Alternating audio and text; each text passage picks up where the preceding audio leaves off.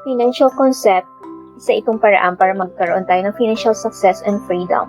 Para magkaroon tayo ng comfortable life ahead of us, especially sa non-productive years or senior years natin, hindi na kaya na ng katawan natin para magtrabaho. Managing wisely our hard-earned money is a skill that we must learn by educating first ourselves how it works. Bakit nga ba natin kailangan mag-enroll ng course na gusto natin? Dahil ito ang paraan para magkaroon tayo ng special na kaalaman sa particular na profession na pinili natin, di ba? Katulad din ito sa financial literacy. We need to gain knowledge as well as guidance from experts para maisagawa ng maayos at tama. At katulad din sa profession na kinuha natin, bago tayo maging highly skilled sa larangan na pinili natin, need ng experience ng ilang years bago tayo maging senior sa pinili nating kurso.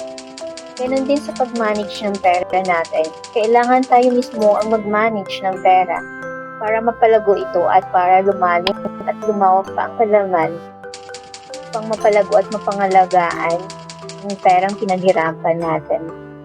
We will discuss how to make money, save money, grow money, and protect money by learning 3 financial concepts para ma-achieve natin ang financial success and freedom. Ang una ay ang X-curve concept, pangalawa ang rule of 72, ang pangatlo ay ang pag-build ng solid financial foundation. Sa X-curve concept, it shows the relationship between law of building wealth and law of decreasing responsibility. Ito ay general concept sa buhay natin kung paano natin hahawakan or manage ang pera natin para mapalago at maprotect ito para ito ay makapagtrabaho para sa atin pag mahina na ang katawan natin. It simply means may dalawang phase or yugto. Younger and old scenario ng buhay natin tungkol sa responsibilities at attitude natin, paano tayo mag-save. Ito ang ideal na scenario pag financially literate tayo, katulad ng nasa screen. Sa unang phase na younger phase ng buhay natin, normally mababa ang linya ng law of building wealth dahil nag-uumpisa pa lang tayo mag-ipon. At ang isang linya naman, ang law of decreasing responsibility, ay mataas stage na ito dahil marami pa tayong responsibility like education, mortgage, rent, food, and shelter. At pagdating naman sa pangalawang phase, yung older years natin, hopefully wala nang utang dahil nakapag-ipon na tayo ng sapat para sa pangangailangan natin.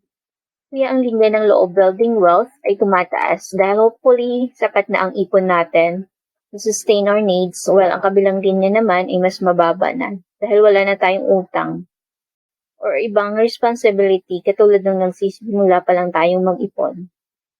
Older age natin, need na may pera na magtatrabaho para sa atin dahil humihina na ang katawan habang nagkakaedad tayo at di na natin kaya magtrabaho at mas poor na tayo magkasakit. SSS at GSIS, di sapat ang pensyon na makukuha natin. Yun lang ang asan dahil bumababa ang value ng pera natin. Dahil ito sa inflation at taxes. Katulad ng nangyari ngayon, ang taas ng inflation or price ng goods at services. Kung ang 1,000 noon, marami ka nang mabibili pag nag-grocery. Sa ngayon, konti na ang kayang mabili nito. Imagine after 10 to 20 years, magkano na lang ang halaga nito. At ang inaasahan mong pensyon, mas lalong liliit ang halaga. Kaya dapat magtabi tayo para dagdag income na di na kailangan natin magtrabaho para kumita. Concept or financial concept ay ang rule of 72. Ito ay tinatawag din na doubling of money by Albert Einstein. Ang formula nito ay 72 by the interest of money kung saan natin ilalagay ang pera. Sample kung 4% ang interest sa pera kung saan tayo mag-invest, 2 divided by 4 equals to 18. So, after 18 years, siya madudoble. At 4% na interest, kunyari, 29 years old ka nag-invest, 100,000 inilagay mo. After 18 years siya, 7 years old, 200,000 yung pera. Kung 8% naman, at same age ka nag-invest, same amount, mas earlier yung pagdoble nito. At 38 years old, magiging 200,000 na siya. Kung 12% naman, same age na pag-invest, at same amount, mas earlier yung pagdoble ng pera mo kasi 12% yung interest ng pera mo. 35 years old, 200,000 na siya. Dito pinapakita ang halaga ng time ng pag-invest. Pag mas maaga tayong nag-invest, mas mataas ang interest ng pera na makukuha natin. Dahil sa compounding interest or rule of 72. Pwede tayong makapag-retire ng maaga kung marami tayong naipon sa iba't ibang investment plan dahil ang pera ang magtatrabaho para sa atin. Or money will work for us. Third financial concept, ito ay ang pag-build ng solid financial foundation. Para makapag-create tayo ng wealth, we have to build it right para maging matibay ang pundasyon. Like building a house, we build it from the ground up. Ganon din sa pag-build ng wealth natin. Bago simulan ang investment, ay kailangan may emergency fund tayo para di nagalaw natin ito sa oras ng emergency. Bago magkaroon ng emergency fund, bayaran muna ang utang kasi kung mataas ang interest nito, hindi rin magtatagal ang perang sinave natin. Kailangan naman ang protection kasi kung sakaling bigla tayong kinuha ni Lord at di pa natin na-build ang wealth natin, ay may agarang sustento pa rin monthly ang pamilya mo sa palit ng salary mo nung buhay ka pa. Ito ay ang tinatawag din na life insurance. Ang healthcare naman ay magagamit mo kung sakaling magkasakit ka. Dagdag na financial support at para ma-maintain ang healthy body habang nag-uumpisa pa lang tayong mag-ipon or mag-save para magkaroon ng matibay na financial foundation. Unang pinaka-dapat gawin para makapag-build tayo ng financial foundation ng pag-increase ng income. Para tumaas ang income, ang isang pwedeng gawin ay lower your expenses by changing lifestyle and tracking your monthly expenses. One way to increase your savings to reduce your expenses. By delaying gratification, kaya mo bang magsakripisyo ng personal luxuries today para magkaroon ng rewards and benefits in the future?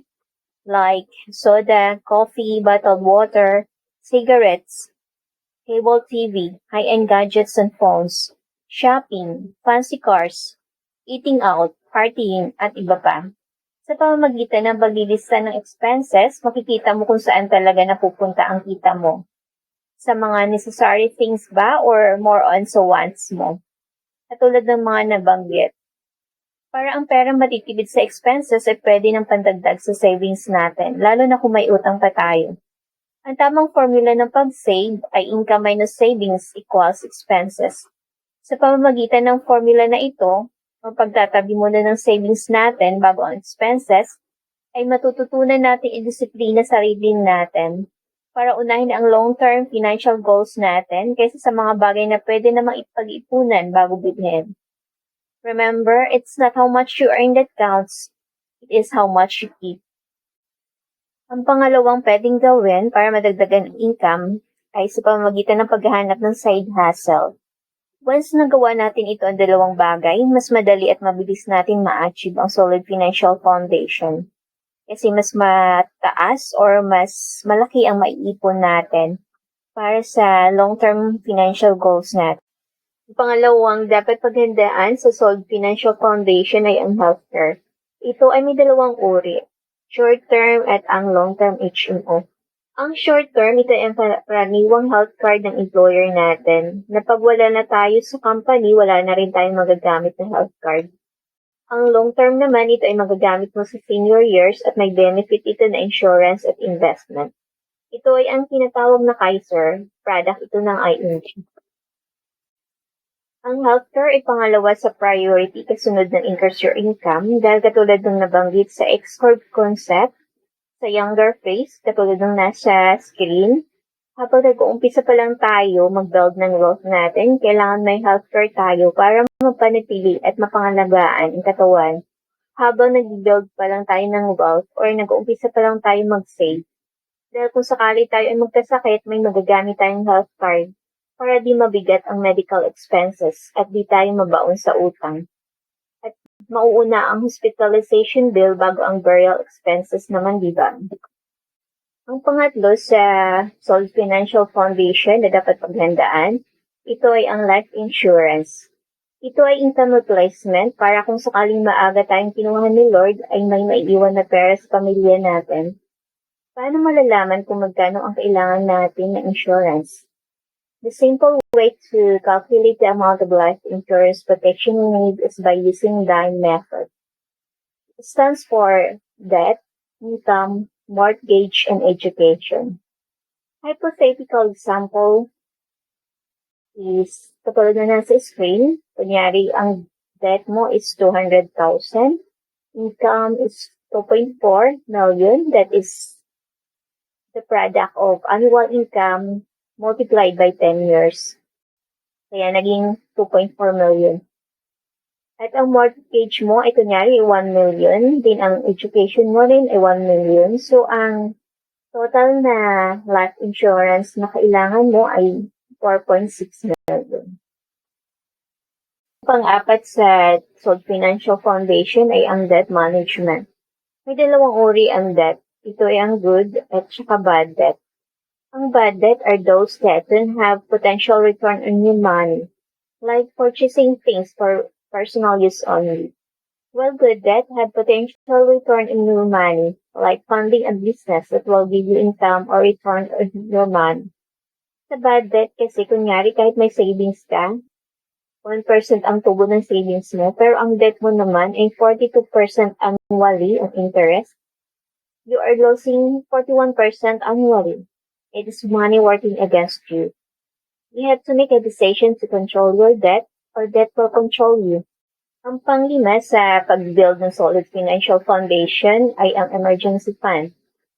No matter how we plan in life, unexpected things still happen like major car repair, house repair, hospitalization, loss of job, extended help for elderly loved ones. Kahit na 1,000 lang muna, kung ito lang muna ang kaya, din increase to 3 months na amount ng salary hanggang 6 months or mas mataas pa nito. Recommended where to put your emergency fund ay separate bank accounts without debit or online access para di mo ito magagamit basta-basta sa ibang bagay na di mo kailangan. Ang pang-anim sa pag-build ng solid financial foundation ay ang investment. Ito ay ang pinakahuli. Ika nga, sa investment, small savings, big money. Pag maaga at consistent ang pag-iipon mo at nasa tamang savings plan, ito ay lalago. Like what I have mentioned earlier, the rule of 72 or doubling of money. That's how it will grow over time pag hinayaan mo ito mag-grow by investing it through mutual funds and other investments that yield higher interest kumpara sa bangko. Pero paano nga ba mag-umpisa kung di ka siya ang sahod? Spending is a habit and so is saving. What if you make a small changes in your spending habits? Mag-start ng 10 per day, that's 300 a month na.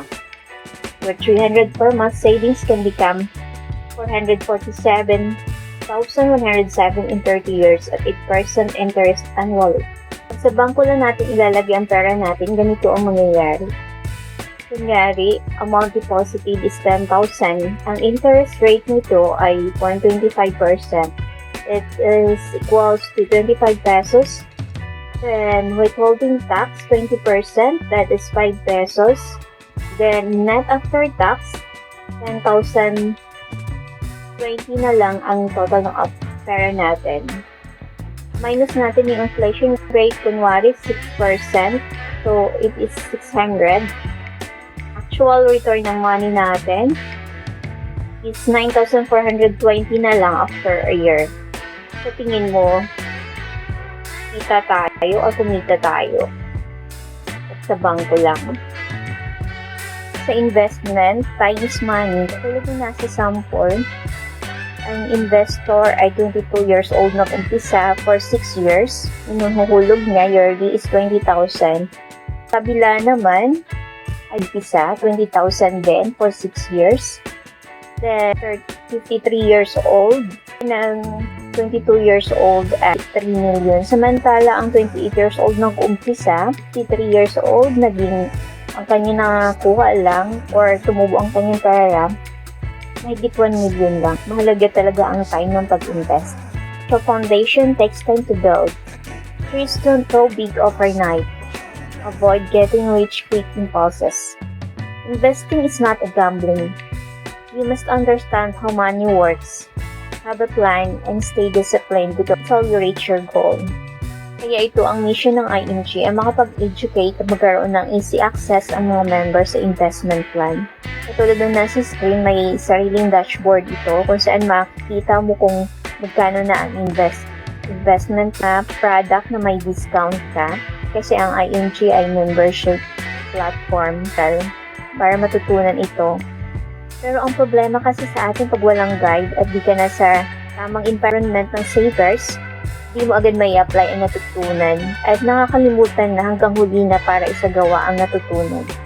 Pag once na member ka, may free education at free access sa mga investment plan. Pero kung sa iba ka kukuha, may bawas ang investment mo tulad ng entry. Traditional industry kasi, ang investment mo kung sa bangko ka, dadaan ka sa bangko or sa broker or agent, may entry fees and management fees siya para sa broker or agent. Ako din naman, plus 20% din siya. Kumpara kung sa IMG ka, member ka na nitong babayaran, free ka na dito. Friends, malaking tipid din yun pag wala benefits kung mag-invest ka sa mutual funds. Una, professional management. Hindi mo na kailangan ng problema. Kahit wala ka nang gawin, ilagay mo lang yung investment mo, yung pera mo, may magmamanage nito kung paano, kung saan i-invest ang pera mo. Pangalawa, potentially higher returns. Pangatlo, low capital requirement. Pang-apat, instant diversification. Pang-lima, safety and transparency. At pang-anim, tax exempt na siya, wala kang babayaran na tax. Mas maganda kung may expert na mag-guide sa'yo. Surround yourself with experts. Tulad sa natapos natin, saan ba tayo nag-on-the-job training? Diba sa na tinapos natin, kunyari, education kinuha mo, for sure sa school tayo allowed, hindi sa ibang institution. Ganun din ito sa financial education.